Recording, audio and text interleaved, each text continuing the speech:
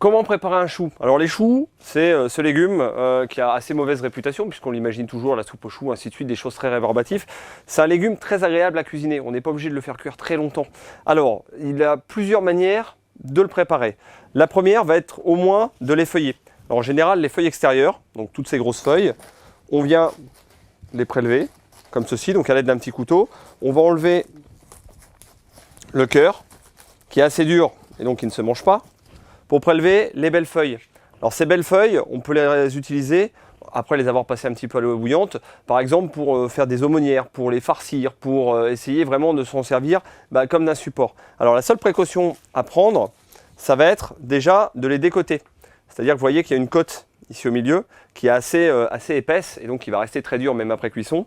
Donc on prend un couteau bien à plat et on va venir la désépaissir. Hop, comme ceci. On va éviter les premières feuilles qui sont vraiment d'un vert très foncé, puisque ça, en fait, elles vont être relativement dures. C'est le cœur qui est vraiment agréable. Donc, on commence à prendre nos premières feuilles à farcir comme ceci. Et pour le reste, eh ben, on va pouvoir émincer notre chou. Alors, on va le prendre et on va le couper. Donc, en deux une première fois. Ensuite, pour être bien à plat, on va le recouper une deuxième fois, comme ceci.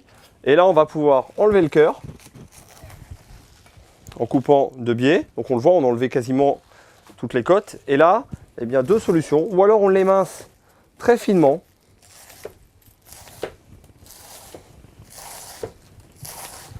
Et ça va être plutôt à faire sauter dans un beurre légèrement mousseux. On n'est pas obligé de le pré-cuire avant. Et donc là, on va le laisser étuver avec une petite goutte d'eau tranquillement, avec un petit oignon, avec un petit peu d'échalote, pourquoi pas quelques lardons. Ou alors ensuite, on fait des grosses lanières.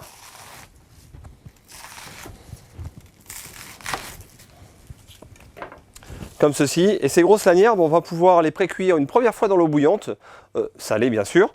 On les égoutte et ensuite on va pouvoir terminer la cuisson, par exemple au four, lentement confit pour une petite préparation ou un accompagnement.